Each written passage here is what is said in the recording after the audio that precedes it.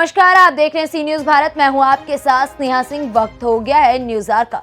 प्रधानमंत्री द्वारा चलाई गई एकल खिड़की योजना के अंतर्गत आज देश के समस्त जिलों में अमृत महोत्सव कार्यक्रम का आगाज हो गया है। बरेली विकास भवन सभागार में इस कार्यक्रम के तहत आज बरेली मीरागंज विधायक डीसी वर्मा, शहर विधायक डॉक्टर अरुण कुमार और बहेड़ी विधायक बहरोन लाल मौर्य, पूर्व मंत्री संतोष गंगवार सहित जिला अधिकारी नीतीश कुमार और समस्त बैंकों के अधिकारी मौजूद रहे। बरेली में विकास कार्यों का गुणगान करने के उपरांत एक जिला एक व्यवसाय कार्यक्रम को और एकल खिड़की समाधान के तहत विचार व्यक्त कर जनता की समस्याओं के समाधान की योजनाबद्ध तरीके से विचार गोष्ठी हुई। प्रधानमंत्री द्वारा कार्य योजनाओं को प्रमुखता देते हुए स्वरोजगार योजना के शीघ्र निस्तारण पर निर्देशित किया गया। नए कार्यों के लिए जाने वाले ऋण के बैंकों द्वारा दिए जाने में हो रहे दिक्कतों को लेकर बैंकों को तुरंत निवारण करने को निर्देशित भी किया गया। अमृत महोत्सव आज़ादी के 75 साल के पूरे होने पर जिला उद्योग केंद्र और प्रशासन के द्वारा ये बैठक आयोजित की गई। ये वास्तव में अच्छा प्रयास है और इस प्रयास के माध्यम से हमारे बरेली में कौन कौन सी योजनाएं चल रही हैं और उनकी क्या प्रगति है इसकी जानकारी, और जैसा भी आपकी जानकारी में वर्कशॉप भी इस हेतु उद्योग के जगत के लोगों के साथ बैठकर हो रही है।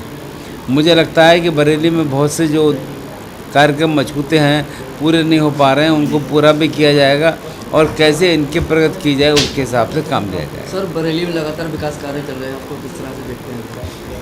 न विकास के बरेली स्मार्ट सिटी के रूप में चयनित है, उसके हिसाब से काम हो रहे हैं। इस कामों को दिशा और गति भी मिल रही है। आप देख रहे होंगे बरेली में सब स्थानों पर काम दिखाई दे रहा है और काम हो रहा है। और अब बरेली से एयर सर्विस भी शुरू हो गई है, उसका भी एक लाभ धीरे धीरे लोगों को मिल रहा है। सर, बाहर के निवेशकों को आकर्षित करने के लिए क्या उपाय किए जाएंगे? वो बिल्कुल अभी प्रक्रिया शुरू हो रही है, तो बाहर के इन्वेस्टर्स आएंगे। अब क्योंकि हवाई यात्रा भी शुरू हो गई है तो आने में असुविधा भी नहीं होगी और सब इस कामों में रहकर अपने आप को जोड़ सकते हैं।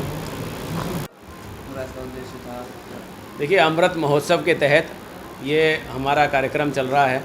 इसमें 20 से 26 सितंबर तक पूरे देश में ये कार्यक्रम हो रहे हैं। पूरे देश में 739 ज़िले हैं, उन ज़िले में ये कार्यक्रम हो रहे हैं। और एक राष्ट्रीय स्तर पर हमारे यशस्वी प्रधानमंत्री श्री नरेंद्र मोदी जी ने एकल खिड़की का कार्यक्रम शुरू किया है, जिसमें एक ही जगह पर सभी उद्योग बंधु, जितने भी हमारे छात्र छात्राएं जो उद्योग लगाना चाहते हैं, उनकी कोई भी समस्या हो वो एक सिंगल विंडो सिस्टम पर उस समस्या का समाधान होगा। इसी तरह आज हमने बरेली में भी ये सुझाव दिया है कि बरेली के उद्योग, हमारे संयुक्त उद्योग आयुक्त हैं, हमारे जिलाधिकारी महोदय हैं, जो बहुत तेज़ी से बरेली को बढ़ाना चाहते हैं। तो हमने कहा है कि बरेली में भी एकल खिड़की का शुरुआत, इसमें तुरंत तत्काल शुरुआत होनी चाहिए, जिससे कि यहाँ जो भी समस्याएं लोगों को आ रही हैं, ख़ास तौर से जो बैंक वाले परेशान करते हैं, उनके क्या निजी स्वार्थ हैं, किस वजह से वो लोग परेशान करते हैं, उसका समस्या का समाधान सिंगल विंडो पर होना चाहिए। तो मुझे लगता है कि हमारे यशस्वी प्रधानमंत्री जी के नेतृत्व में और हमारे यशस्वी मुख्यमंत्री जी के नेतृत्व में बरेली 739 ज़िलों में एक अहम योगदान देते हुए 5 ट्रिलियन की इकोनॉमी में एक नया योगदान देते हुए एक मजबूत कदम को रखेगा। बरेली में लगातार विकास कार्य चल रहे हैं, तो किस तरह से देखते हैं? देखिए, बरेली में आज मैं गया था, हमने बरेली की गलियाँ जिस तरह से पक्की की हैं, अब हम बरेली की जो मेन रोड्स हैं उनको चौड़ीकरण कर रहे हैं। इसमें स्टेडियम रोड जो हमारा ईंट पजाया से लेकर डेलापीठ तक और डेलापीठ से लेकर IVRI तक, उस पर बहुत तीव्र गति से काम चल रहा है और दिसंबर तक वो काम पूरा कर लिया जाएगा। इसी तरह जो सिठौरा में अगर हम बात करें, शांति विहार और सिठौरा की जो मेन रोड है उस पर भी काम शुरू हो गया है, उसका भी चौड़ीकरण का कार्य चल रहा है।